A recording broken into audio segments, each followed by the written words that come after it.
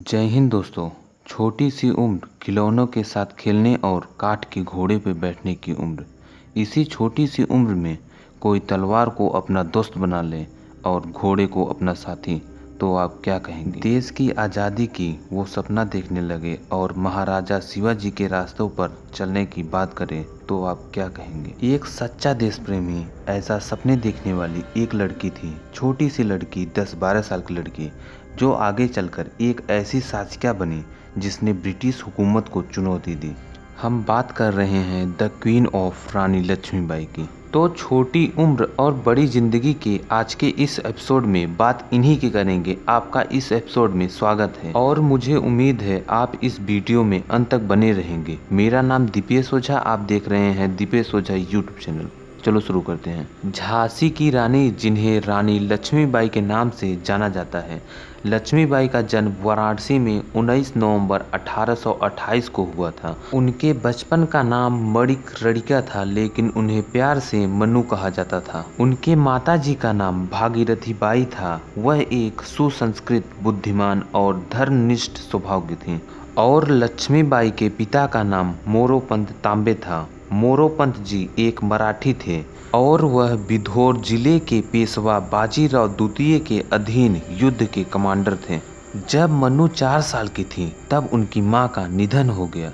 अब घर में मनु की देखभाल के लिए कोई नहीं था, इसलिए उनके पिताजी मनु को अपने साथ पेशवा में बाजीराव द्वितीय के दरबार में ले जाने लगे, जहां मनु का चंचलता और सुंदर मनु को सब लोग उसे प्यार से छबीली कह के बुलाने लगे।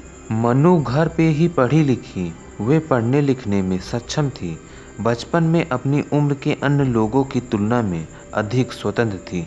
उनकी पढ़ाई में निशानेबाजी, घुड़सवारी, तलवारबाजी शामिल था, जो उस समय भारतीय समाज में महिलाओं के लिए सांस्कृतिक अपेक्षाओं के विपरीत था। मनु ने बचपन में ही शास्त्रों की शिक्षा के साथ साथ शस्त्र की भी शिक्षा ली।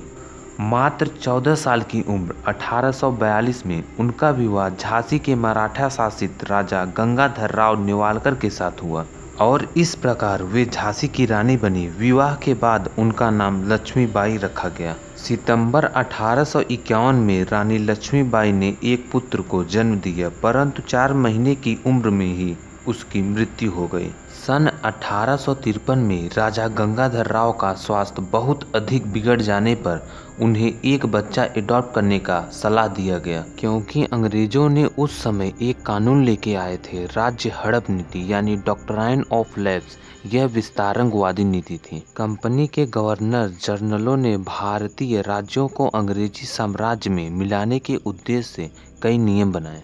21 नवंबर 1853 में गंगाधर राव की मृत्यु हो गई, लेकिन मरने से पहले उन्होंने अपने चचेरे भाई के बेटे आनंद राव को गोद लिया था, जिसका नाम बदलकर दामोदर राव रखा गया। ब्रिटानी राज्य ने अपनी राज्य हड़प नीति के तहत बालक दामोदर राव के खिलाफ अदालत में मुकदमा दायर कर दिया। हालांकि मुकदमे में बहुत बहस हुआ, परंतु इसे खारिज कर दिया गया।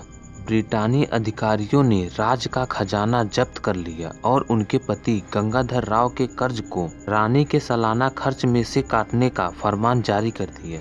इसके परिणाम स्वरूप रानी को झांसी का किला छोड़कर झांसी के रानी महल में जाना पड़ा। पर रानी लक्ष्मीबाई ने हिम्मत नहीं हारी और उन्होंने हर हाल में झांसी राज्य का रक्षा करने का निश्चय किया। झांसी 1857 के संग्राम का एक प्रमुख केंद्र बन गया, जहां हिंसा भड़क उठी। रानी लक्ष्मीबाई ने झांसी की सुरक्षा को सुदृढ़ करना शुरू कर दिया और एक स्वयं सेवक सेना का गठन प्रारंभ किया। इस सेना में महिलाओं की भर्ती की गई और इन्हें युद्ध का परीक्षण दिया गया और साधारण जनता ने भी इस संग्राम में सहयोग दिया और रानी लक्ष्मीबाई ने अपने हमशक्ल जो झलकारी बाई को प्रमुख स्थान दिया। और सन 1857 में सितंबर तथा अक्टूबर के महीनों में पड़ोसी राज्य ओरछा और दतिया के राजाओं ने झांसी पर आक्रमण कर दिया। रानी लक्ष्मीबाई ने इन्हें हरा दिया और 1858 में जनवरी के महीने में ब्रिटिश सेना ने झांसी की ओर बढ़ना शुरू कर दिया और मार्च तक सारा शहर घेर लिया। और रानी लक्ष्मीबाई ने घोषणा की, हम स्वतंत्रता के लिए लड़ेंगे और भगवान कृष्ण के शब्दों में, यदि हम विजयी होते हैं तो जीत का फल भोगेंगे, यदि युद्ध के मैदान में पराजित और मारे जाते हैं तो हम निश्चित रूप से शाश्वत महिमा का मोक्ष अर्जित करेंगे। यह लड़ाई 2 हफ्तों तक चलती रही, जहां रानी ने अंग्रेजों के खिलाफ अपनी पुरुषों और महिलाओं की सेनाओं का बहादुरी से नेतृत्व किया। साहसी लड़ाई के बावजूद झांसी लड़ाई हार गई, परंतु रानी दामोदर के साथ अंग्रेजों से बचकर भाग निकलने में सफल हो गई। रानी झांसी से भागकर कल्पी पहुंची और तात्या टोपे से मिली। तात्या टोपे और रानी की संयुक्त सेनाओं ने ग्वालियर के विद्रोह सैनिकों की मदद से ग्वालियर के एक किले पर कब्जा कर लिया और अली बहादुर द्वितीय, जो बाजीराव प्रथम के वंशज थे, वो रानी लक्ष्मीबाई का साथ दिए और कुछ समय पहले रानी लक्ष्मीबाई ने उन्हें राखी भेजी थी, इसीलिए वह भी शामिल हुए इनके साथ इस युद्ध में। और 18 जून 1858 को ग्वालियर के पास कोटा के सराय में ब्रिटिश सेना से लड़ते लड़ते रानी लक्ष्मीबाई की मृत्यु हो गई। इन पे सुभद्रा कुमारी चौहान ने लिखी एक कविता और कहा, दूर फिरंगी को करने की सबने मन में ठानी थी, चमक उठी सन 57 में वह तलवार पुरानी थी।